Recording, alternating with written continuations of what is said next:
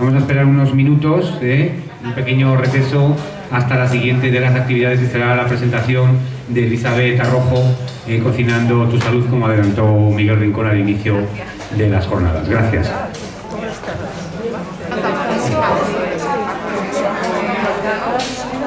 ¿Qué tal, Elizabeth? ¿Cómo estás?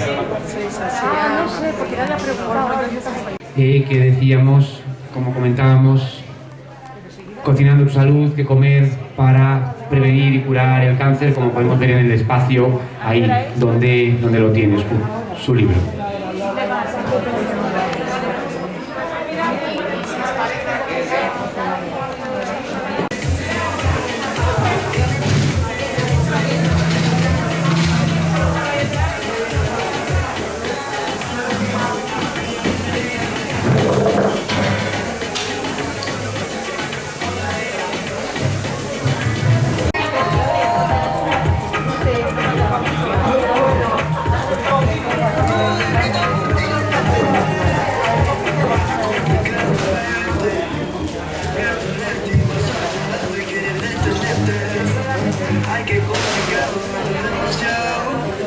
Vamos a dar inicio, como les adelantábamos, a la siguiente de las actividades de esta sesión matutina de la primera de las jornadas Tiempo Mujer, en la que Raquel Menezo, vicepresidenta del Colegio de Enfermería, se va a encargar de moderar a la ponente, que va a presentar no solamente la ponencia que va a presentar, la intervención, sino también su libro, que, como decíamos anteriormente, podéis encontrar ahí en uno de los espacios también paralelos de las jornadas. Cocinando tu salud, qué comer para curar y prevenir el cáncer. Gracias.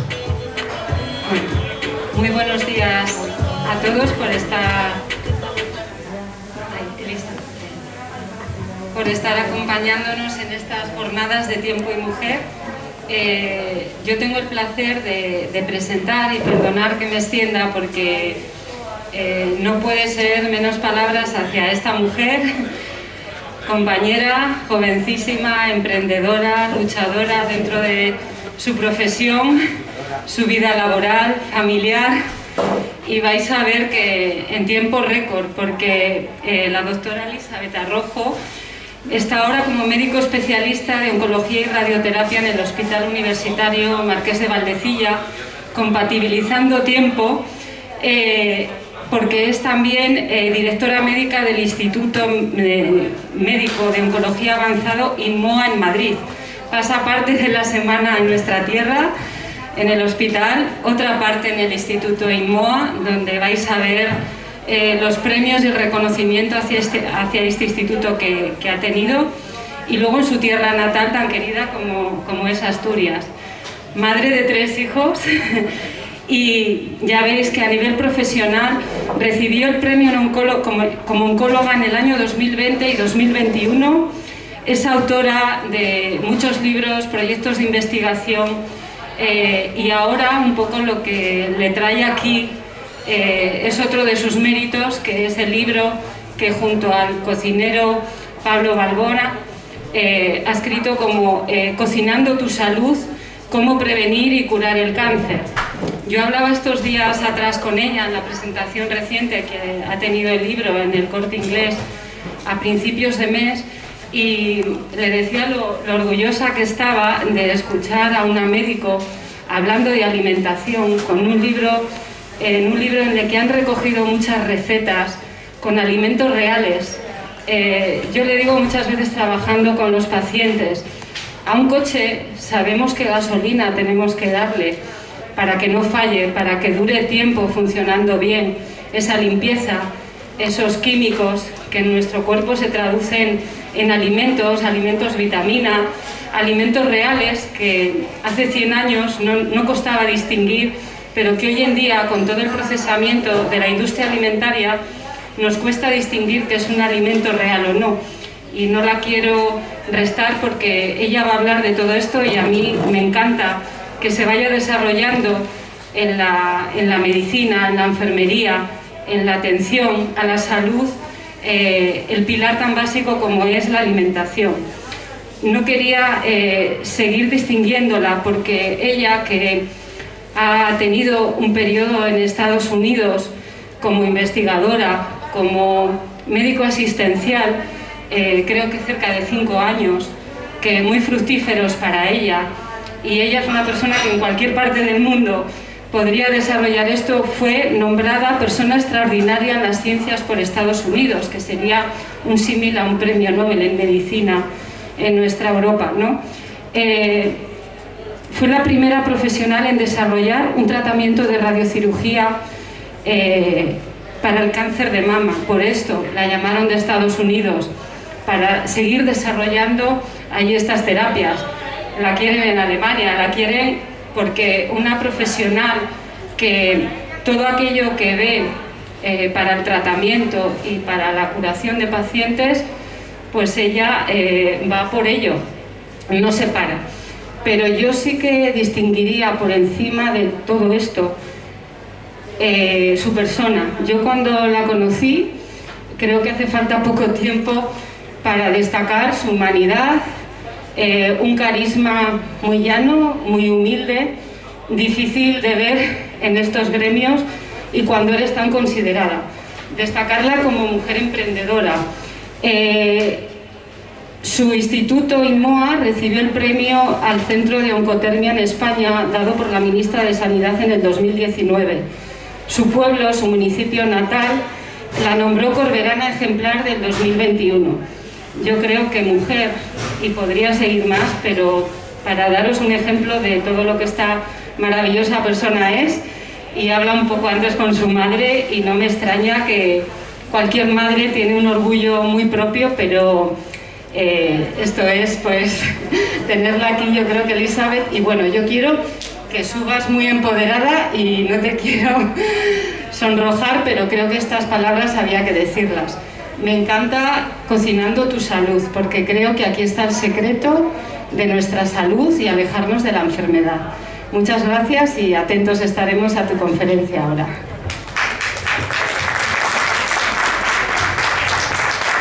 Bueno, pues me levanto, muchísimas gracias, que casi me emociono porque digo, madre mía, la verdad es que da gusto pues oír de la presentación, porque la verdad es que, bueno, yo soy una apasionada de mi profesión y es verdad que al final, pues con los años vas consiguiendo cosas y hay veces que la gente se sorprende y dice, pero si eres muy joven, yo pensaba ver a alguien mucho más mayor, ¿no? De hecho me ha pasado que entran y dicen, pero usted es la doctora, la del currículum, sí, pero porque es verdad que a mí me gusta mucho lo que hago y creo que además el aportar algo en estas enfermedades con estos pronósticos a veces tan complicados es tremendamente gratificante cuando tú consigues cambiar las cosas.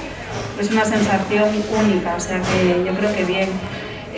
No sé si nos quedamos con la mascarilla, ¿me oís bien? ¿Se oye bien? Vale, perfecto, pues nos quedamos con ella. Me voy a acercar ahí porque tengo una pequeña presentación, muchas gracias, y porque igual así pues todo el mundo entiende las cosas mejor. Me voy a coger esto.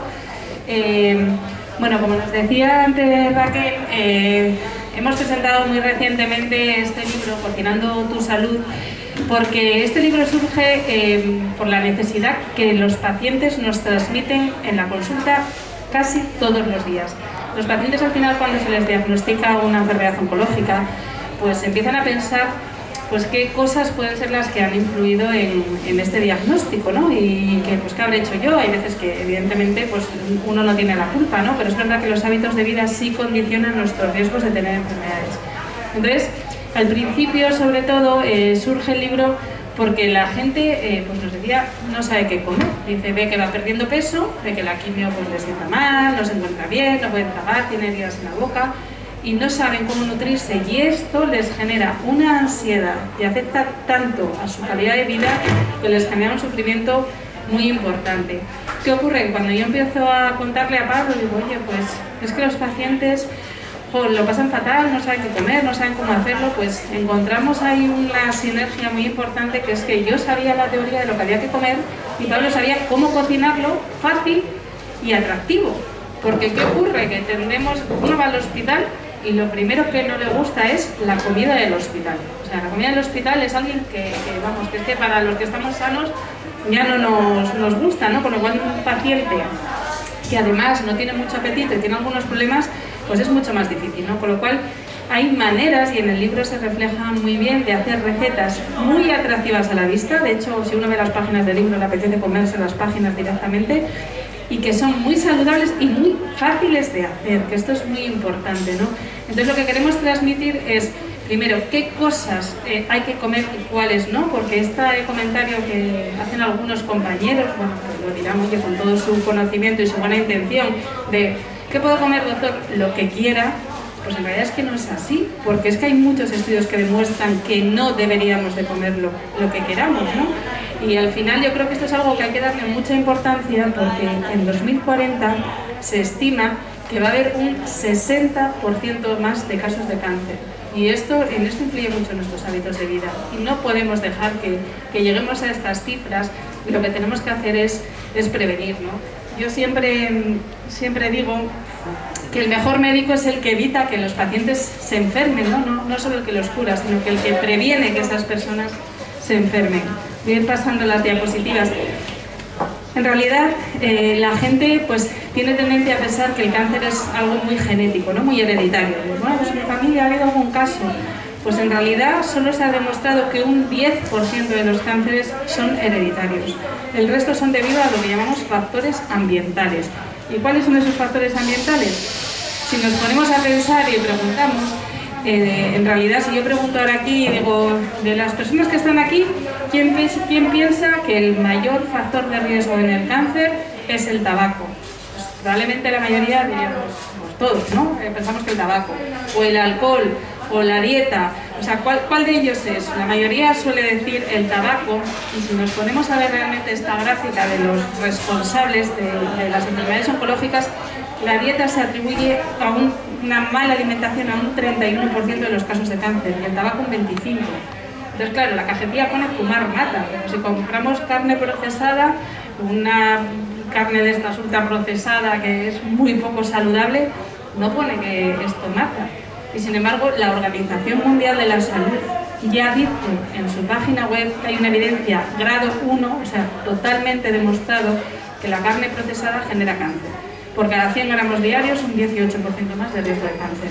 Con lo cual, esto es algo que no se conoce, pero que se debería conocer y que además la población es muy consciente de que algo hay, pero no saben hasta qué punto y a veces incluso nos genera un poco de problema, ¿no?, el contarlo, porque evidentemente hay muchos intereses también en contra de que estas cosas se den a conocer, ¿no? En realidad ya en los años 80 había investigadores estudiando esto y que veían que modificando la dieta se podían prevenir un 30% de los casos de cáncer. Y si además nos íbamos a tumores de origen gastrointestinal, eso llegaba hasta el 90%. O sea que esto es algo que no es reciente, que se haya descubierto ahora. Sabemos desde hace muchos años que es así. Claro, lo que decía antes, a uno le diagnostican un tumor, viene a la consulta, y yo ya desde la universidad uno aprende. Lo primero que hay que preguntar son los factores, los hábitos tóxicos del paciente, ¿no? ¿Fuma o bebe? Vale, y eso lo sabemos preguntar. ¿Usted fuma? ¿Bebe? ¿Qué tipo de bebidas alcohólicas se toma? Pero claro, nadie nos pregunta qué tipo de dieta lleva. O sea, a mí me diagnostican un cáncer de colon y nunca a nadie le preguntamos qué tipo de dieta hace como factor de riesgo para saber identificar qué factores han podido contribuir al desarrollo de esa enfermedad. Por ejemplo, si nos da un infarto, lo primero que hacen es mirar si tenemos el colesterol alto, la obesidad, o sea, ¿por qué nos ha dado el infarto? Si tenemos un cáncer, o sea, lo primero que hay que ver también es por qué. A lo mejor no encontramos la causa, pero es importante conocerla, si podemos identificarla, porque tenemos que curar el cáncer y evitar que vuelva, que esto es muy importante, con lo cual tenemos que actuar sobre los factores de riesgo, con lo cual nos queda mucho por hacer. Entre un 40 y un 80% de los pacientes oncológicos están desnutridos y la desnutrición afecta mucho a la calidad de vida, porque claro, lo primero que nos ocurre cuando estamos desnutridos es que perdemos masa muscular y eso nos genera mucho cansancio y la tolerancia a los tratamientos es peor. Además, psicológicamente la desnutrición es algo duro para los pacientes porque les hace que cada día se ven en el espejo y se ven mal. Y entonces eso les hace pues, estar mucho más desanimados y llevar las cosas de una manera mucho peor. Evidentemente, el grado de desnutrición puede variar. Pues no es lo mismo tener un tumor gástrico o un tumor de páncreas que tener, pues, por ejemplo, un tumor de mama, ¿no? Porque no afectan a las mismas cuestiones. y los pacientes con enfermedades más avanzadas suelen tener más grado de desnutrición. Este es un estudio muy interesante porque se hizo un estudio analizando la prevalencia, o sea, cuánta desnutrición había en los pacientes oncológicos ingresados en diferentes hospitales de España. Se revisaron 31 hospitales y los datos la verdad es que son muy llamativos porque un 33,9% de los pacientes estaban desnutridos al ingreso.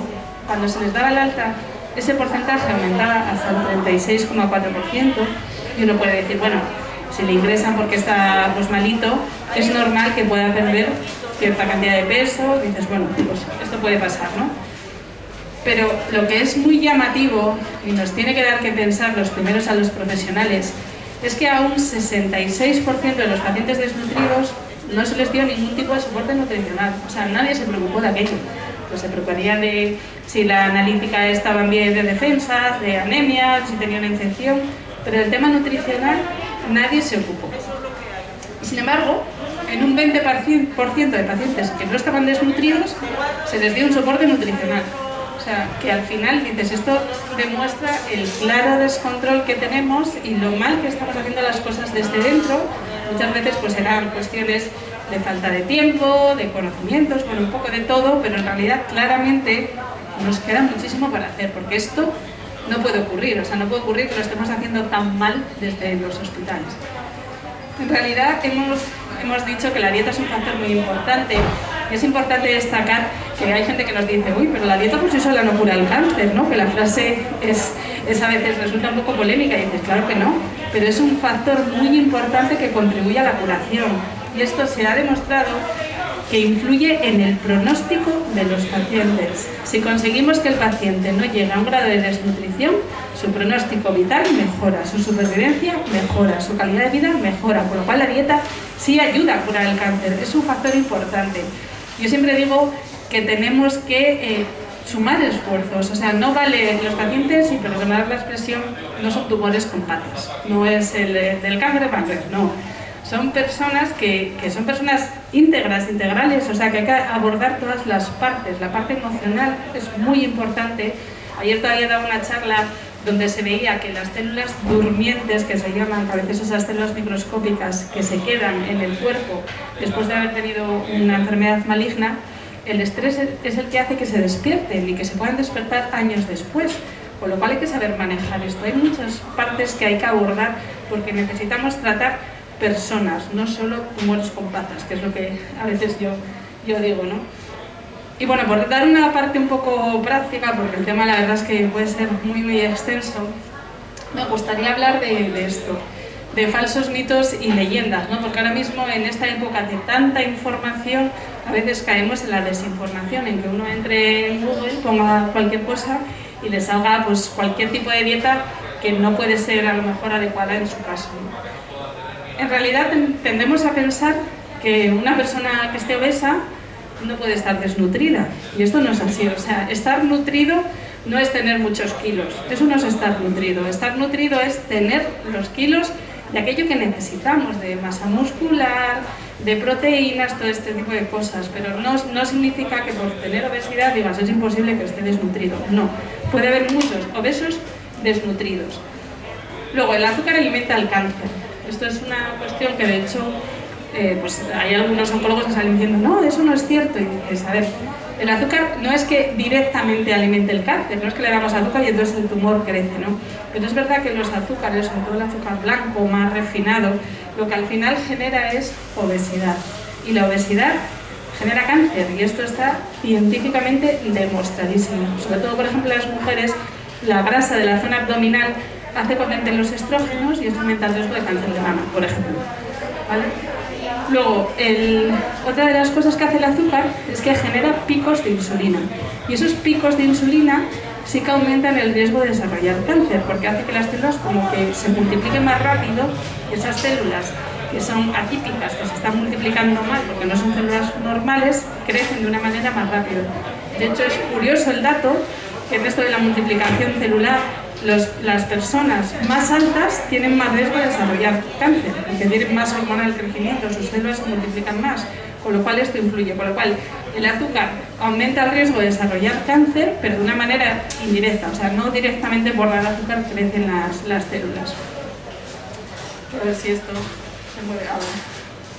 Los edulcorantes. Los edulcorantes artificiales no se ha demostrado claramente, no hay un estudio con una evidencia científica clara de que generen cáncer. Sí que es verdad que se han relacionado en algunos estudios con diferentes tipos de tumores, sobre todo un cáncer de vejiga, pero es verdad que ha sido en personas que tomaban cantidades altísimas de edulcorantes, ¿no? Con lo cual, bueno, yo siempre soy partidaria de que sí, uno los puede suprimir fenomenal, pero que tampoco hay una evidencia clara de que estos generen cáncer.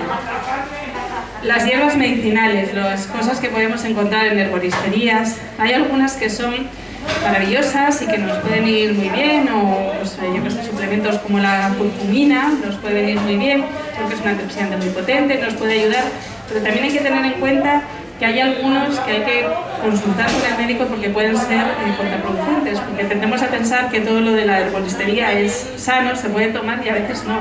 A veces no, porque a veces incluso interacciona con los tratamientos que estamos recibiendo, con lo cual esto siempre es bueno consultarlo, ¿no? Con lo cual, por sí solas, por supuesto, no curan el cáncer, sí que pueden ayudar a determinadas cosas a mejorar los resultados, pero siempre hay que tomarlas con un poco de precaución. La carne roja, que estando en un mercado donde se vende carne, es controvertido, ¿no? En realidad hay muchas controversias sobre el tema de la carne, ¿no?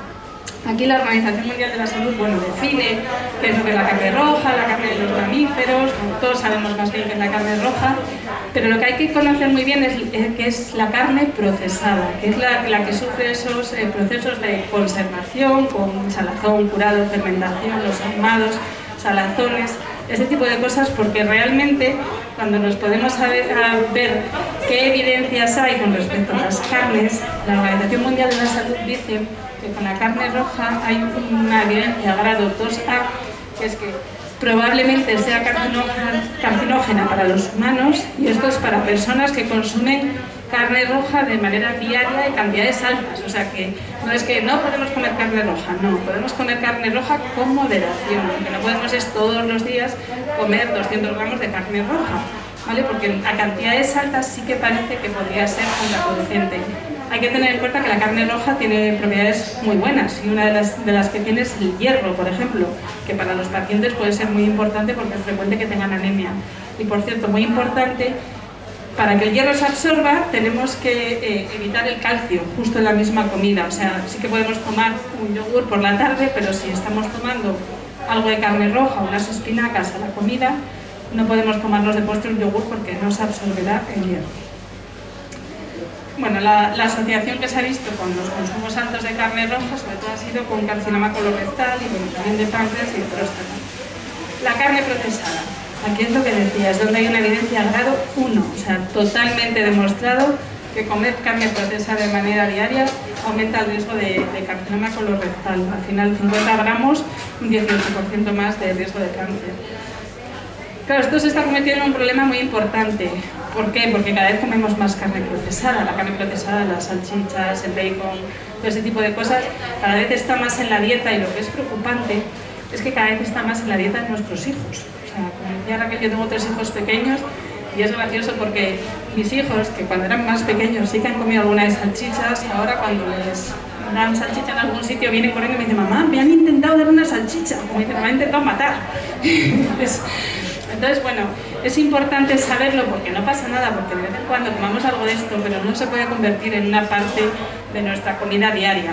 ¿Podemos comer una hamburguesa? Sí, pero también la hamburguesa se puede hacer de carne que sea saludable. Podemos comprar la carne en la carnicería del carnicero de confianza que la hacen allí, y no comprar estos ultraprocesados que vienen de no sabe dónde, y que eso sí que es una carne que no es sana. O sea, que una hamburguesa se puede comer, pero una hamburguesa de carne sana, incluso se puede hacer en casa la hamburguesa.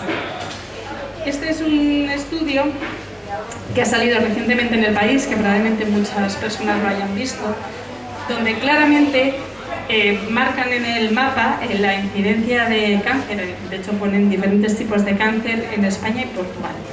Entonces, lo que se ve en rojo es donde hay una incidencia claramente mayor. Si nos fijamos en España, bueno, Portugal es tan fatal, Pero si nos fijamos en España, claramente Castilla y León hay una incidencia mucho más alta de cáncer de estómago que en el resto de España. Y esto es por los embutidos. O sea que en realidad hay una relación muy directa. Si miramos a nivel mundial, Japón es el lugar con más cáncer gástrico del mundo. Y es porque comen el pescado crudo. O sea que la alimentación tiene una relación directa con el riesgo de desarrollar determinados tipos de tumores y esto lo vemos muy claramente. ¿Significa que no podemos comer embutido? No, pero hay que comerlo con mucha moderación, muy de vez en cuando y sobre todo también teniendo en cuenta nuestros factores de riesgo. Yo siempre digo que al final, a lo largo de nuestra vida, vamos comprando papeletas para cosas, ¿no? Pues al final, si yo nazco con una predisposición, todos nacemos con una predisposición a tener enfermedades del 20% a desarrollar un cáncer de colon, pero aparte estoy comiendo todos los días 50 gramos de carne procesada, estoy sumando el otro 18%. Con lo cual lo importante es no estar comprando papeletas para tener enfermedades, ¿no? Intentar prevenirlo. Los métodos de cocinado. Esta es otra cuestión que también es importante. Existen alimentos que pierden sus propiedades o se convierten en vez de beneficiosos, todo lo contrario, según cómo los cocinemos. Es importante que debemos intentar evitar las frituras, porque el aceite cuando freímos genera una serie de compuestos químicos que pueden ser nocivos y cancerígenos. Intentar evitar pues, las barbacoas que nos encanten, todo lo que sea cocinar con la llama directamente, porque al final se generan esos compuestos que sí que aumentan el riesgo de desarrollar cáncer. Con lo cual, mucho mejor la comida a la plancha o al horno. La soja. La soja es un alimento que ha generado mucha controversia, sobre todo en cáncer de mama, porque hace unos años se decía que los pacientes de cáncer de mama no podían consumir soja, que esto era algo totalmente prohibido. La soja es una proteína con importante valor nutricional porque además tiene antioxidantes y al final el problema de la soja es que es un fitoestrógeno, es como un estrógeno pero que no es un estrógeno humano, por así decirlo, es un estrógeno vegetal. Con lo cual ese fitoestrógeno no se convierte en estrógeno directamente. Esto es lo que se ha visto a lo largo de los años que no es así. Por comer soja no va a aumentar el riesgo de nuestro cáncer de mama. Lo que sí es verdad es que lo que deberíamos limitar son los suplementos de soja. Esto es importante, porque no es lo mismo la cantidad que podemos tomar en unos brotes de soja en la dieta que tomarnos unos suplementos hiperconcentrados de soja, que las cantidades que tienen son muchísimo más altas. Con lo cual, la soja, aunque tengamos cáncer de mama, hayamos tenido lo que sea, podemos tomarla en alimento, pero no deberíamos tomarla en suplemento. De hecho, hay un estudio en el Reino Unido que demostraba que las pacientes con diagnóstico de cáncer de mama, si consumían 11 gramos de soja, tenían menos riesgo de recaídas, con lo cual es un dato importante a conocer. El resveratrol.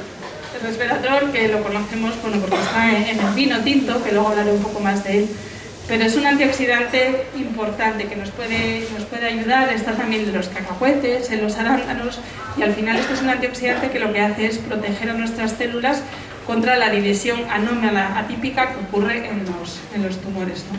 El ácido fólico, que está en los aguacates, los vegetales de hoja verde, lo conocemos mucho por el tema de los embarazos.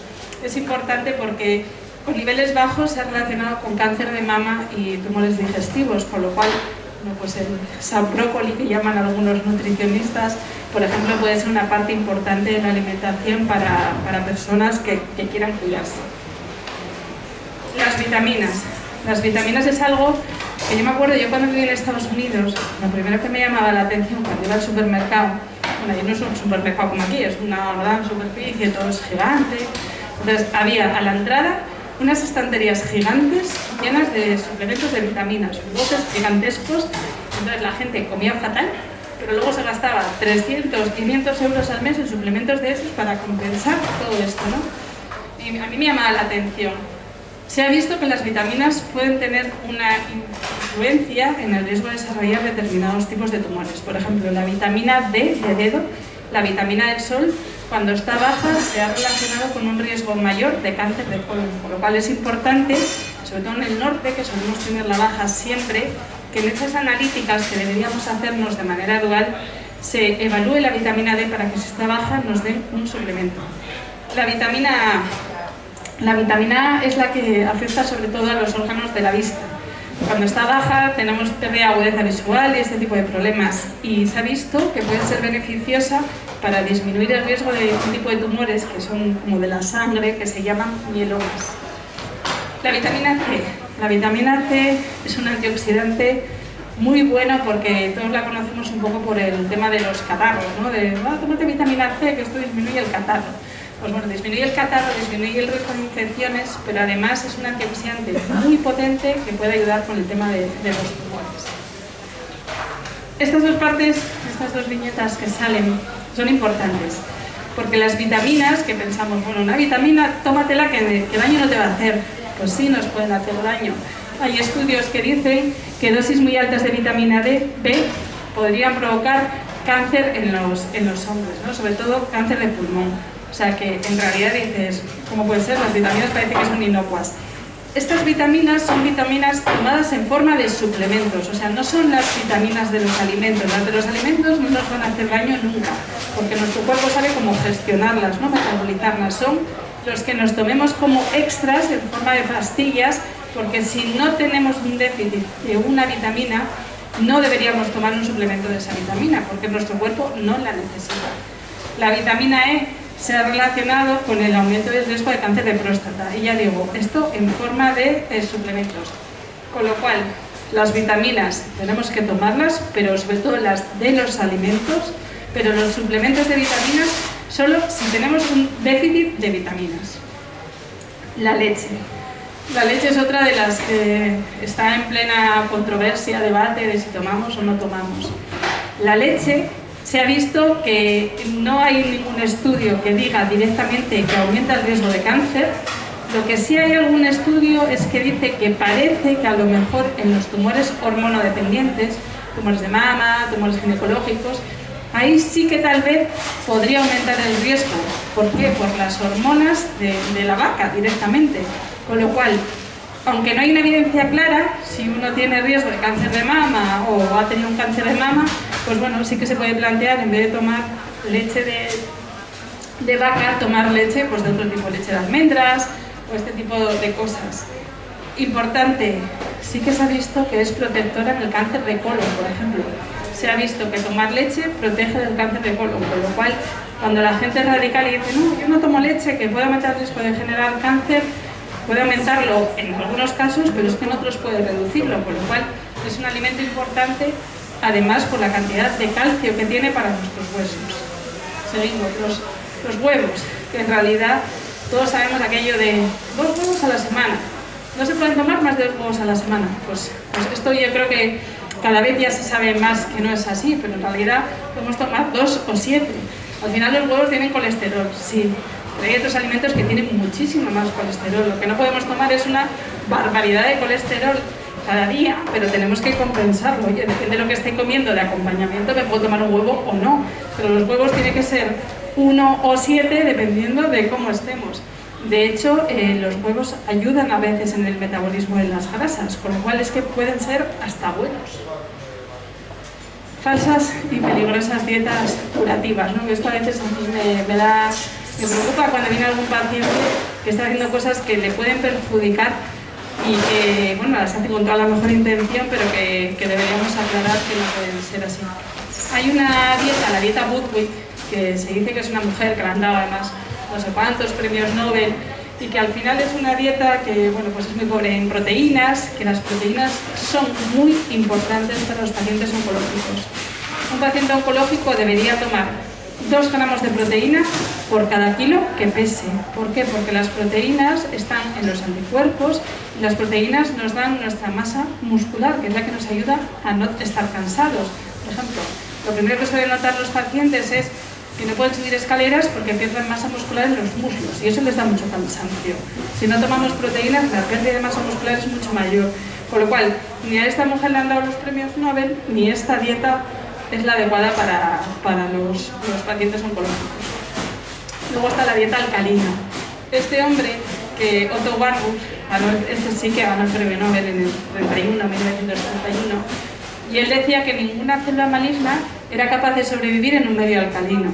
¿Qué pasa? Que de esto que decía él se ha extrapolado a que si hacemos una dieta alcalina, pues las células se van a morir. ¿Y qué ocurre? Que esto, bueno, califica los alimentos, ese tipo de dieta entre ácidos y alcalinos, y ve que lo que tenemos que hacer es tomar muchos alimentos alcalinos para que esas células no puedan sobrevivir. Pero ¿cuál es el problema de esta dieta? Que en realidad lo de alcalino o ácido depende del pH. Y el pH en nuestro organismo es muy diferente según el órgano que miramos. O sea, si en realidad vemos, aquí vemos ese dibujo, el pH de la cavidad oral está entre 6,8 y 7,5, el del colon 7,8,5, el del duodeno 5,6, el del estómago 1,52. O sea, es muy variable. Entonces, ¿qué ocurre? Que nosotros con la dieta no podemos cambiar el pH del organismo. Es más, si lo intentásemos y lo pudiésemos hacer de una manera real, nos moriríamos directamente. ¿Por qué? Porque los riñones y los pulmones tienen un mecanismo para compensar las variaciones del pH. O sea, entraríamos en una cosa que se llama acidosis metabólica, acidosis respiratoria, que iríamos al hospital directamente porque nuestro cuerpo estaría compensando continuamente esa variación de pH porque no es algo fisiológico para nosotros. Con lo cual, con la dieta no se puede cambiar el pH del organismo. Los superalimentos, esto es algo que preguntan mucho. ¿Existen los superalimentos? Sí existen, pero yo siempre digo que los superalimentos no son iguales para todo el mundo. Hay gente que un superalimento puede ser el aguacate, porque tiene unas grasas muy saludables, es una antioxidante muy potente y tiene muchas calorías, que por ejemplo si uno tiene un problema de pérdida de peso, le viene fenomenal. Pero para otra persona que tiene un problema de obesidad, pues el aguacate, que tiene muchas calorías, no es su superalimento. Entonces, los superalimentos dependen un poco de cada persona. Y voy a nombrar 5 o 6 cosas muy por encima, porque si no nos alargaríamos demasiado, ¿no? La calabaza. La calabaza, todos sabemos que tiene pues mucha agua. Esto es muy importante porque sabemos que el 60% de nuestro cuerpo es agua y tenemos que estar muy hidratados. Además, en pacientes que estén con tratamiento con quimioterapia, las quimioterapias las suele filtrar el riñón y es muy importante como depurarlo, ¿no? Es un alimento que tiene betacarotenos, lo cual es muy bueno también como antioxidante. Todo el antioxidante nos protege de las enfermedades oncológicas y es buena también en pacientes que no quieran ganar peso, porque hay gente que no pierde peso y no debería ganarlo porque su peso ya está en condiciones pues óptimas o a veces incluso con sobrepeso, ¿no? Con lo cual, para pacientes que no necesiten ganar peso, pues está bien. Tiene bastante fibra, que esto nos viene bien por el tema del estreñimiento, que puede haber secundario a veces a los tratamientos. Y vitamina A, que es buena, lo que decíamos antes, un poco para el tema de la vista. Tiene magnesio, zinc, los ácidos grasos omega 3, que ya todos sabemos saber hablar mucho de ellos, e incluso se ha visto que puede tener propiedades antiinflamatorias, o sea que parece que incluso para facilitar la digestión o los dolores nos puede ir bien.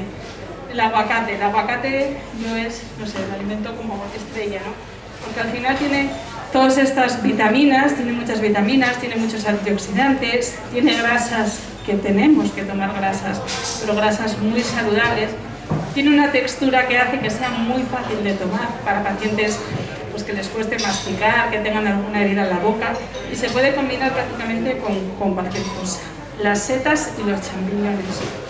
Ahora mismo se están utilizando las setas como tratamiento complementario en muchos pacientes oncológicos. De hecho, se venden extractos de setas muy concentradas como antioxidantes potentes. Las setas son ricas en ergotioneína, que es una sustancia que además es curioso, pero se hizo un estudio en pacientes de edad avanzada, por encima de 65 años, donde se veía que los que consumían setas o champiñones, o las dos cosas, durante un tiempo prolongado, o sea, de manera casi diaria, tenían menos riesgo de demencia, que esto es llamativo, ¿no? O sea, que con lo cual las setas ayudan a prevenir el deterioro cognitivo. Tienen mucha fibra, con lo cual ayudan a prevenir el estreñimiento. Y luego lo que decía, son antioxidantes muy potentes. Simplemente en pacientes oncológicos, sobre todo en los que necesitan ganar peso, hay que tener la precaución de que llenan bastante, o sea, provoca mucha sensación de saciedad, con lo cual hay que tomarlas, pero en cantidades pequeñas para que no nos limiten otras cuestiones. Los frutos secos. Los frutos secos son unos antioxidantes también muy potentes, que tienen un alto valor nutritivo, tienen muchas calorías, con lo cual nos pueden venir bien en casos de pérdida de peso, Y dentro de todos los frutos secos, bueno, ácidos grasos, omega 3, este estudio es muy interesante porque se hizo un cáncer de colon y veían que los pacientes que consumían frutos secos de manera diaria disminuían incluso el riesgo de recidiva y de mortalidad por cáncer. O sea que esto es llamativo, y dice, solo por comer frutos secos tenía mejores resultados. Dentro de los frutos secos hay que destacar que los más saludables suelen ser las nueces, pero que los cacahuetes, por ejemplo, no son frutos secos, son legumbres.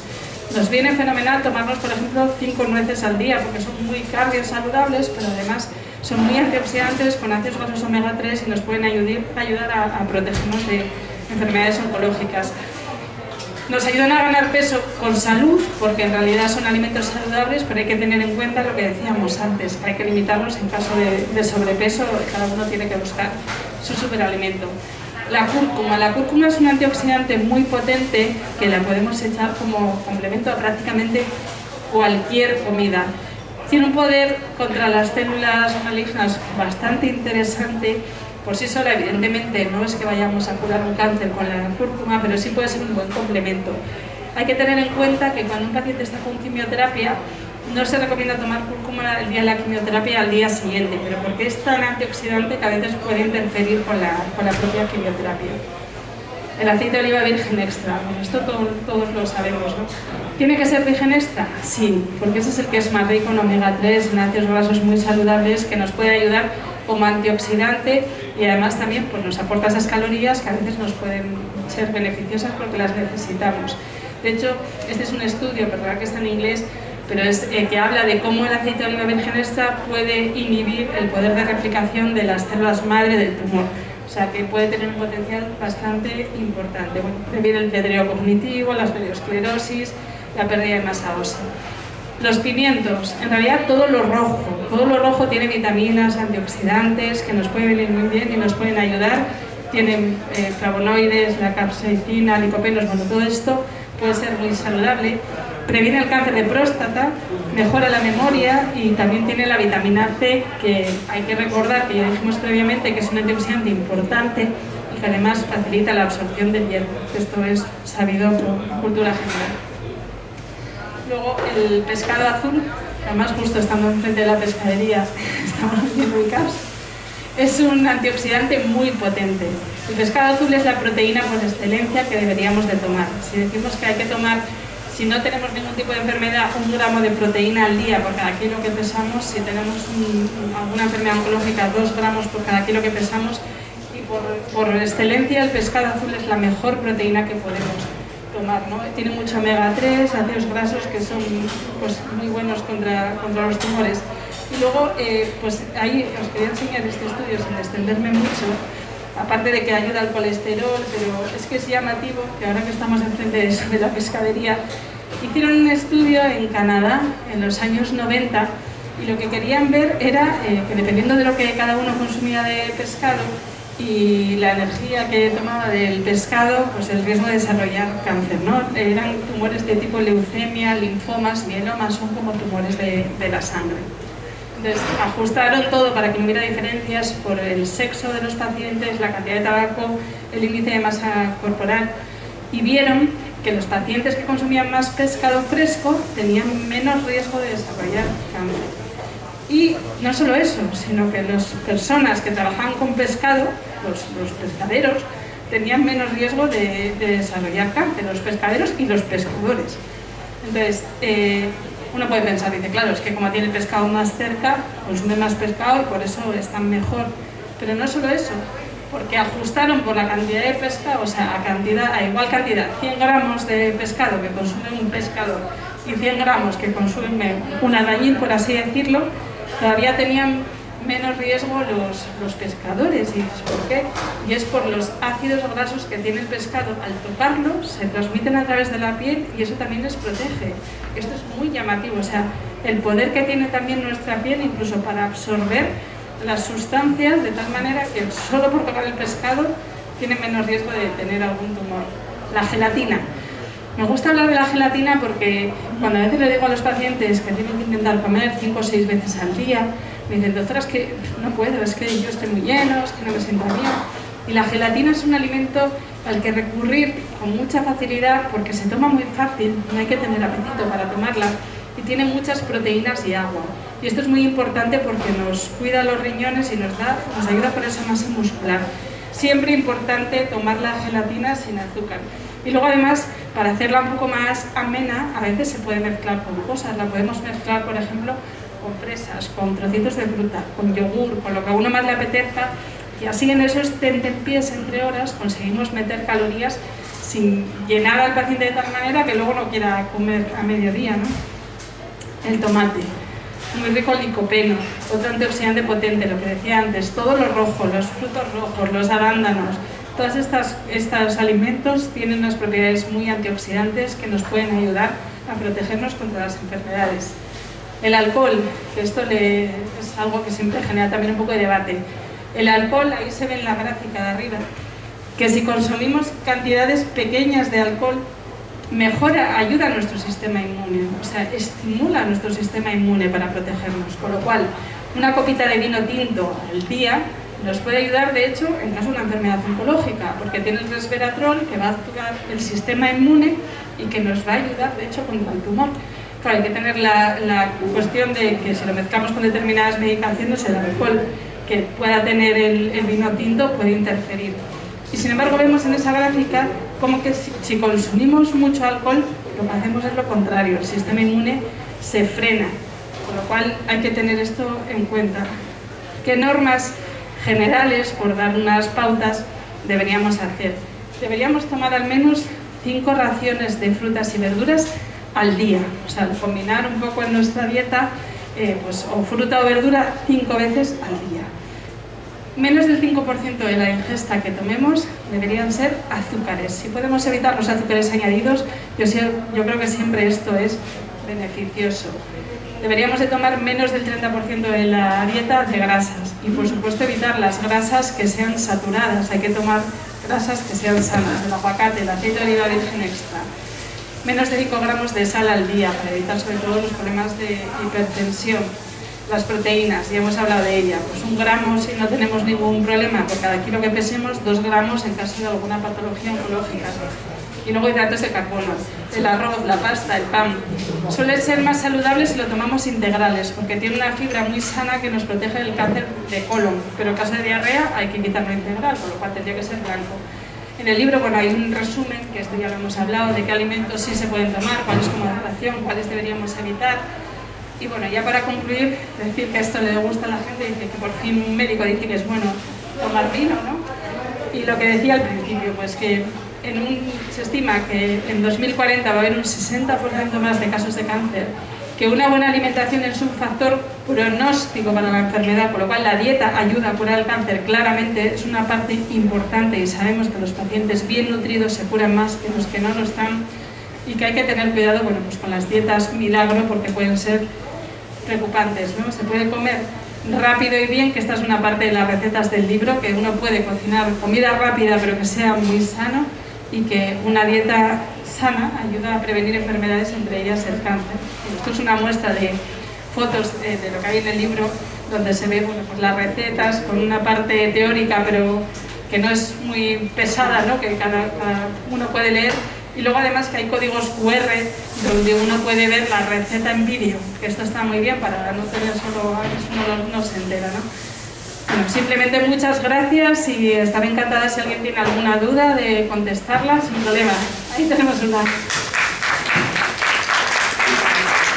Gracias. Muchas gracias, Elizabeth. Fantástica la exposición. Yo creo que va a generar muchas preguntas y yo creo que vamos a aprovechar que está aquí con nosotros, la suerte de tenerla, así que cuando quieras...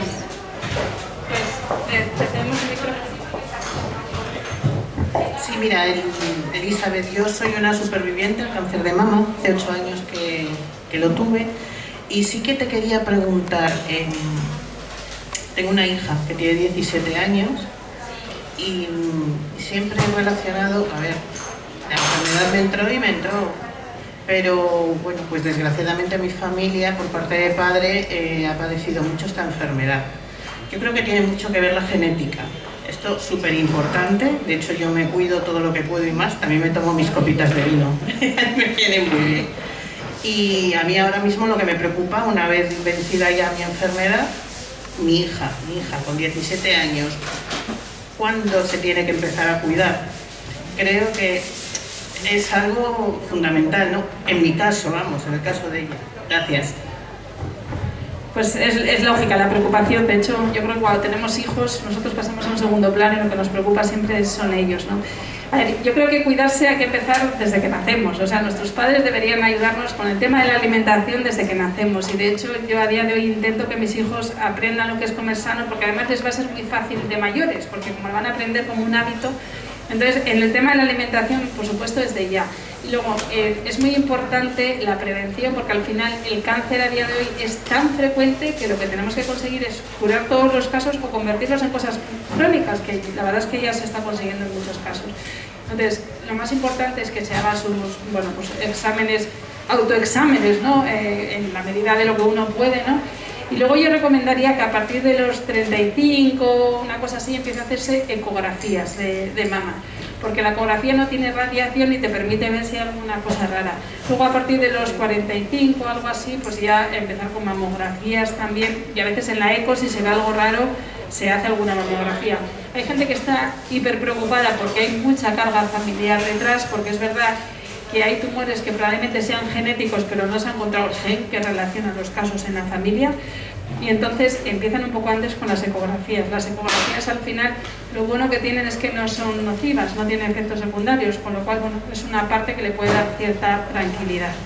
Eso, y que no se olvide de las revisiones ginecológicas, que a veces están relacionados los tumores y decimos, bueno, pues esto ya iré haciendo y ya está. ¿Vale? ¿Alguna pregunta? Nada. Bueno, para animar un poquito al público, Elizabeth, participo yo. Yo creo que estamos en un entorno, en un mercado, aquí en Torrelavega, donde hay mucho producto de Cantabria. Yo creo que has hablado suficiente. La alimentación real, la alimentación real sacado de nuestros huertos, como tiene este mercado, pescado de proximidad, carne de pastos de Cantabria, mucho de ello, evitar los procesados, evitar los transformados, cocinar luego todo adecuadamente, porque podemos cambiar a través del cocinado todo ese beneficio, inundar de vegetales de todos los colores, como ha dicho ella. Y es más fácil de lo que pensamos. Lo que pasa es que la industria alimentaria ha venido a transformar todo tanto, a hacerlo tan apetecible, paliar nuestras emociones en muchos momentos, cualquier azúcar. Sabemos que cuando estamos emocionalmente tristes o ansiosos, pues igual no nos da por una fruta, que podría ser, ¿no? Igual tiramos. Pues en casa no debemos de tener en nuestros armarios comida que no podamos. Y yo estoy de acuerdo con ella, que es preocupante para el adulto, pero el niño, yo voy a dar un dato. La primera causa de muerte hasta el primer año de vida son los accidentes. La muerte perinatal ha disminuido muchísimo con todo el desarrollo de la medicina, pero de 1 a 14 años la primera causa de muerte pasa a ser el cáncer. He estado viendo los datos del INE recientemente en estos meses y el 30% de la mortalidad infantil de 1 a 14 años es el cáncer, ya superado a los accidentes. ¿Y por qué? Porque los niños, por comodidad, están comiendo productos, no están comiendo alimentos. Y los productos, ella muy bien lo ha dicho, disparan los índices de insulina, constantemente subiendo en todas las comidas que hace ese niño, una bollería en el desayuno, otra a media mañana, no se les da productos naturales, comemos y les encanta la pasta, les encanta, en vez de un pescado natural, un empanado, un nugget, por la tarde igual unas natillas, unas chuches para premiarle que acaba el colegio, y acaban por la noche con otro procesado. Esto no puede ser, no puede ser. Yo estoy, bueno, pues muy siempre desde el Colegio de Enfermería de Cantabria, la venía diciendo a ella, que venimos trabajando 5 años, hemos hecho programas y proyectos para dar a la luz todos estos datos, porque las enfermedades se pueden prevenir, y en la alimentación natural tenemos que reconvertir nuestro cerebro y que sea lo que está en nuestras casas, y tenemos que cocinar.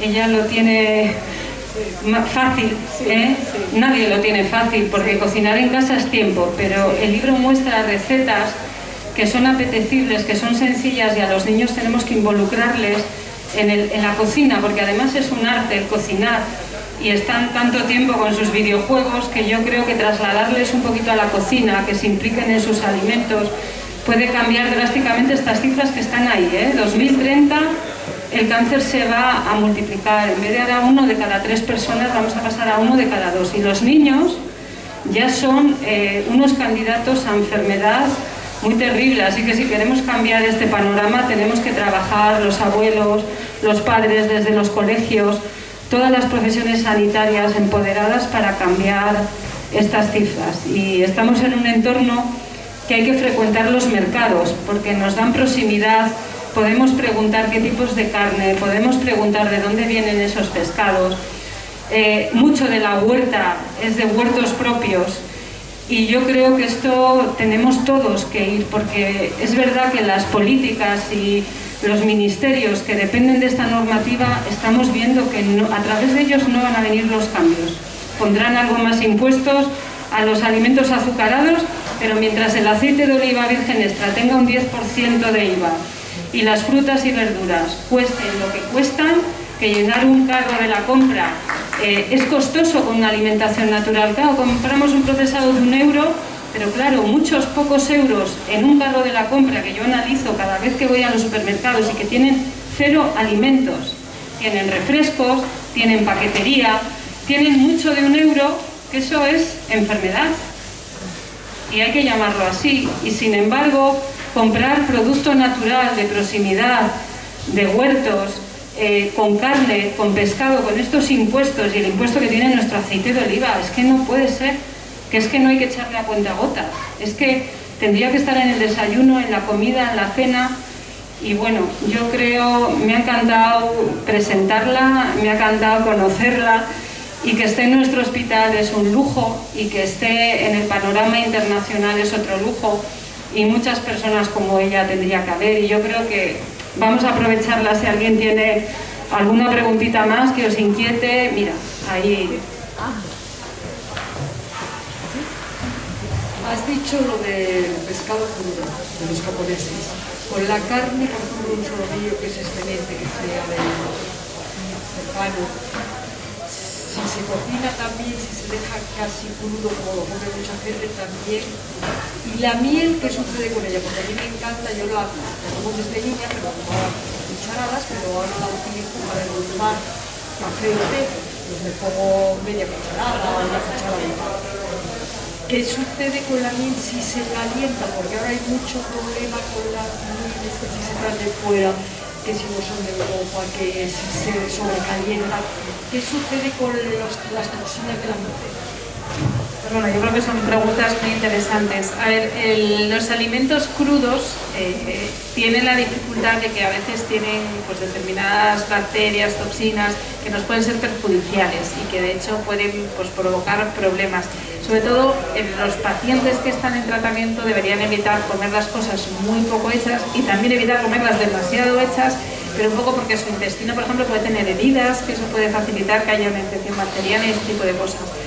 El tomar la carne, no deberíamos tomarla cruda, deberíamos tomarla cocinada, aunque esté al punto, rojita, un poco sangrante.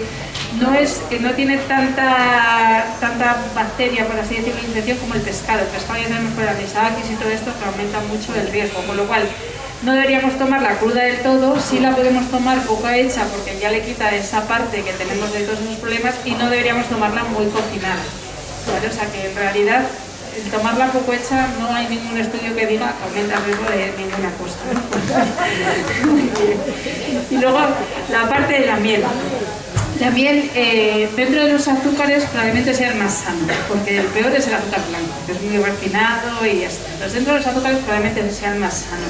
Es un alimento que se puede tomar con moderación, porque no hay ningún estudio que diga que por tomar miel con moderación no hay ningún problema, pero el problema es eso del calentarlo.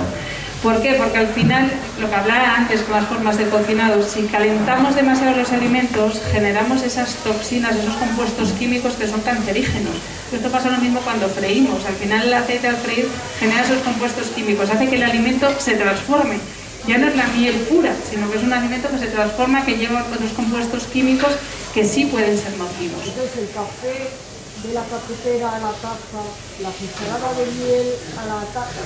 Eso es diferente. Eso es diferente. Eso es diferente, eso lo que decía, el café es echar la cuchara de miel porque no sube tanto la temperatura, por caliente que esté el café, que por cierto, el café es un antioxidante importante que se ha visto que puede prevenir el cáncer, pero si está muy caliente deberíamos evitarlo. Este café, que como dice mi marido, es magma volcánico, que está tan caliente, aumenta el riesgo de cáncer de esófago, porque eso tan caliente genera incluso heridas en el esófago. Entonces, el mezclar la miel en el café no pasa nada porque no es un aumento de temperatura que la queme, por así decirlo. El problema es si la metemos al microondas o cosas así, que ahí puede alcanzar temperaturas muy altas.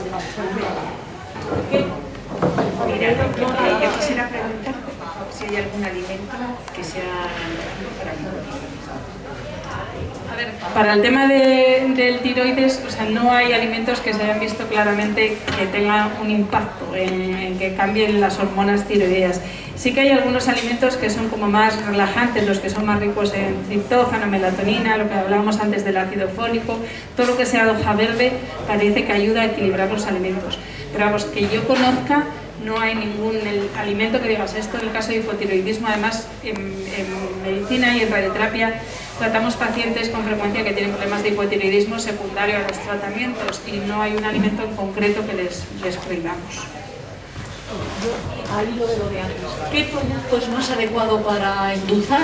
¿Stevia o qué? A ver, dentro de, si nos vamos a los azúcares, el azúcar de panela, ese suele ser como el más sano de todos los azúcares. La miel, por excelencia, o sea, yo de todo lo que es azúcar elegiría la miel y segundo el azúcar de panela. Y luego dentro de los edulcorantes, la stevia es lo que se ha visto también que puede ser pues otra ayuda, ¿no?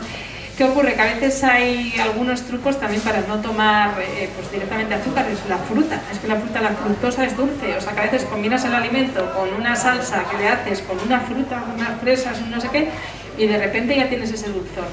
Y yo que desde hace ya años me acostumbré a tomar las cosas sin sal y sin azúcar, pero porque un día dije, pues la verdad es que no lo he hecho falta. Con lo cual también eso es una costumbre que tenemos desde pequeño, el tener que endulzarlo todo. Pero en realidad, por ejemplo, en el libro hay postres que no llevan azúcar y son postres, pues, o sea, muy apetecibles, porque parece que un postre, y ¿cómo va a ser un postre sin azúcar? Porque de hecho a mí una cosa que me molesta es cuando voy a los restaurantes y no hay ni fruta ni yogur ni nada, solo hay dulces.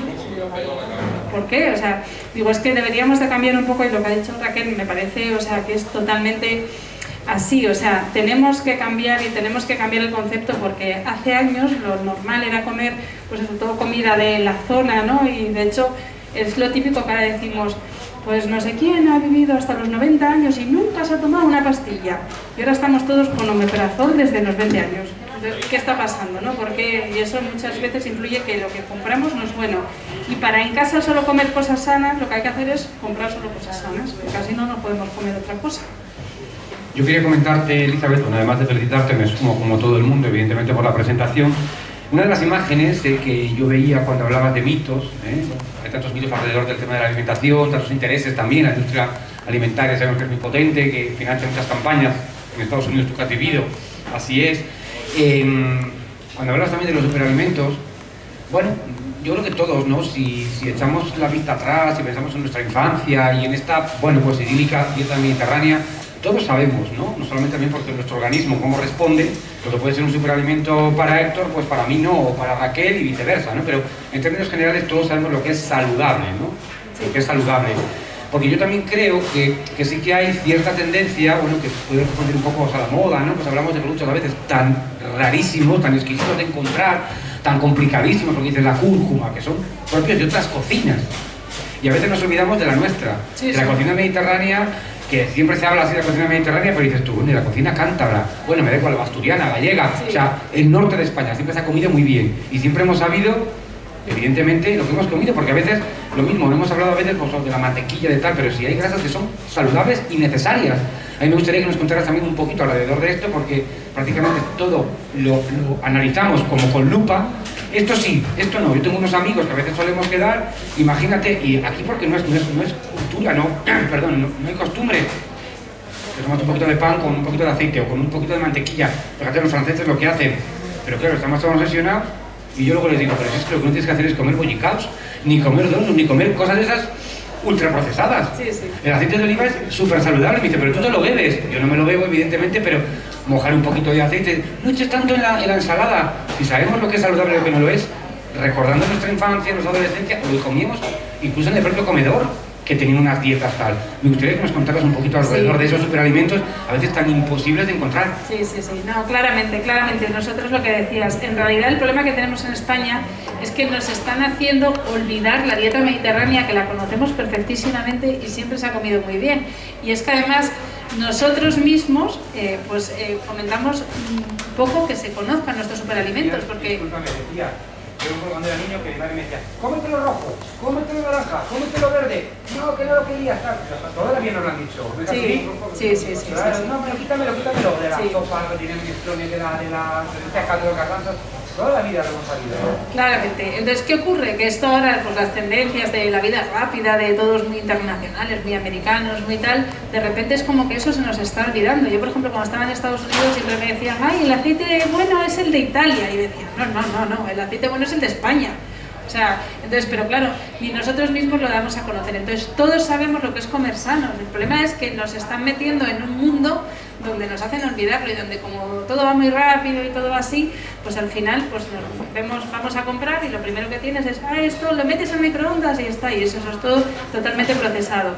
El aceite de oliva virgen extra es una maravilla. Pescado, o sea, tenemos un pescado buenísimo aquí en el norte, sobre todo, especialmente, que pescado azul, o sea, que podemos disfrutar de él, que es súper sano. La carne de aquí, o sea, la carne conocida, como yo siempre digo, ¿no? La carne que el carnicero vas y dices, si compras con confianza, todo lo que sean las frutas, las verduras, es que tenemos un país tan rico en tantas cosas que efectivamente no hay que irse a cosas lejos para poder tener toda esta información. Las nueces, que son frutos secos tan saludables, es que tenemos de todo en España lo que necesitamos.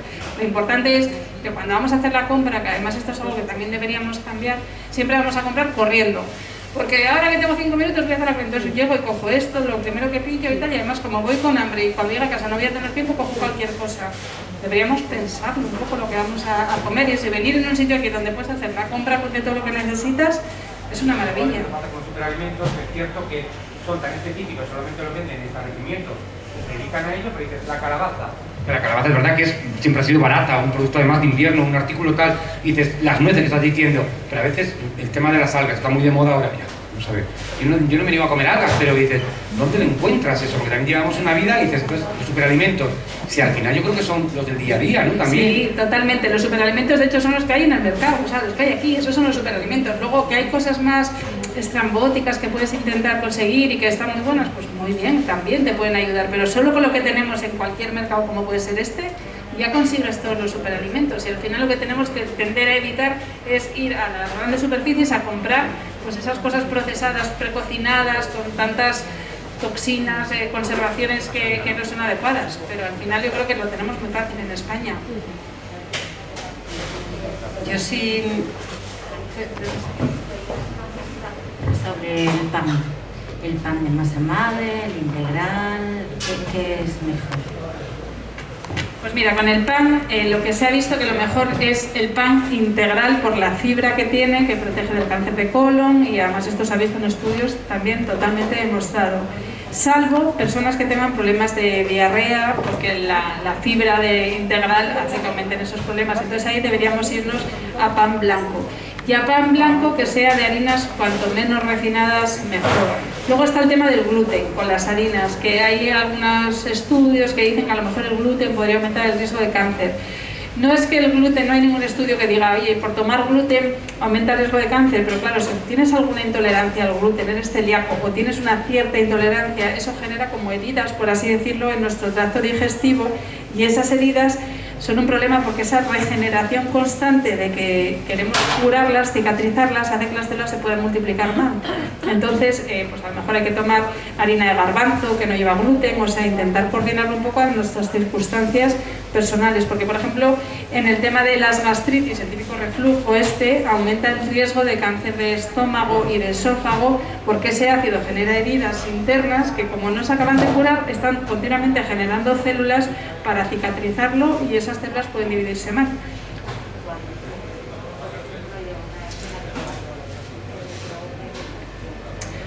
Claro, en el caso de la hernia de hiato, ahí hay varias cosas. Primero, si hay reflujo, deberíamos de tomar, para empezar, el omeprazol, luego ya veremos si lo podemos dejar, pero hay que tomarlo porque ese ácido genera al final mucho daño.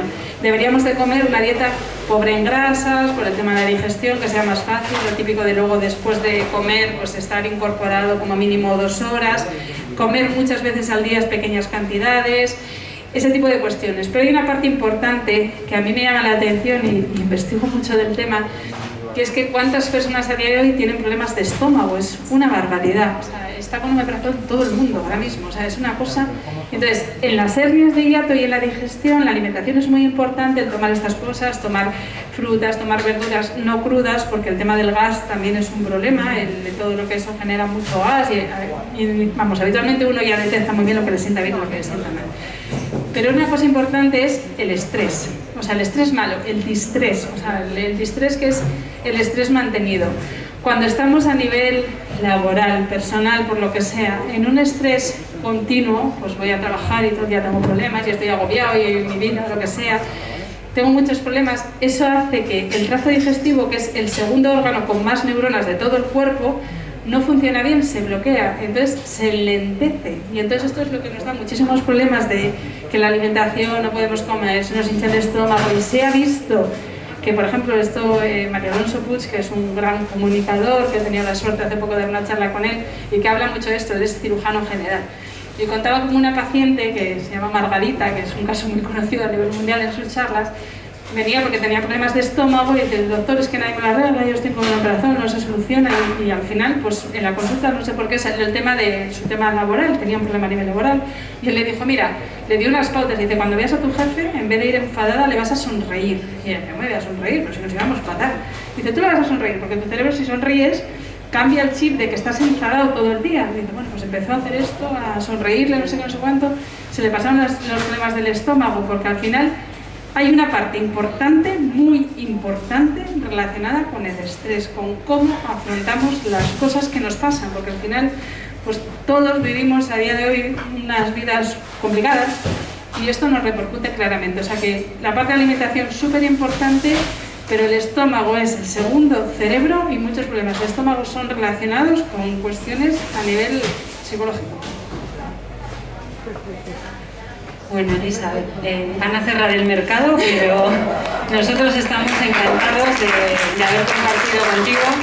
Seguramente que quedan dudas que en algún momento futuro se puedan seguir resolviendo. A mí solamente un apunto, porque ha salido el tiroides, una gran hormona del metabolismo que está en nuestro cuerpo. Y es que en España, que no es un país donde se esté desarrollando la medicina medioambiental, pero ella viene de un país donde está en la universidad, son estudios universitarios desde hace décadas, y de alguna manera el ambiente, el estar rodeado en plasticaos, porque habéis escuchado también en los últimos años cómo componentes de los envases donde están las comidas, donde está el agua diaria de mucho de lo que bebemos, pasan sustancias, como ella ha dicho, a través de los tejidos sintéticos por nuestra piel, a través de sartenes antiadherentes en las que cocinamos, a través de las botellas de plástico diariamente, y eso está irrumpiendo nuestras hormonas también y les está haciendo mal funcionar. En un estudio del científico Nicolás Olea realizado en Granada en el 2019, 40 niños de 4 años, el 100% orinaba más de 40 plásticos por orina. Esto es terrible, porque es romper sus hormonas desde que nacen. Hoy el Eutirox, que es la hormona que sustituye al tiroides, es la receta más dada en España. Tenemos que plantearnos que dónde van los envases de nuestras comidas, los artículos de limpieza que utilizamos para nuestros suelos, donde gatean nuestros niños, los chupetes, las tetinas, los plásticos, los envoltorios, la ropa, los cosméticos. Dices, sí, es que esto es muy difícil, pero es que ahí está otro de los secretos. Por eso la alimentación natural, comprada en un mercado, sin estar envuelta en plásticos, llevando nuestras bolsas de algodón, que se está generalizando también, porque a través de todas esas sustancias entran a los alimentos y entran donde nosotros, a rompernos nuestros ejes hormonales. Y aludiendo, y que me lo ha permitido Elisa, de mencionar también esto, daría para igual el año que viene, ¿verdad?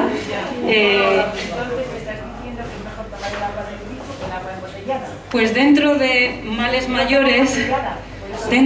mayores sí, porque a través del plástico diariamente estamos tomando el PFOA, el PTF, el BPA, que el BPA es el contenido del plástico flexible, tiene BPA, pero ahora están quitando el BPA, pero también el V y el F están relacionados como disruptores endocrinos, o sea, que esto es un cuento de nunca acabar. Todo lo que nos ponen para embellecer, para poder llevar, para hacernos a veces la vida más fácil, pues complica nuestra salud. Entonces todo lo que compremos a granel, directo de producto, comprado, llevando nuestras bolsas, ¿por qué no?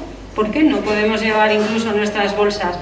Ahí es verdad que está cambiando también la industria hacia mejorar a ciertos cartones, otros embalajes, pero tenemos que tener mucho cuidado con esto, porque primera receta en España es el Eutirox y le sigue el omeprazol.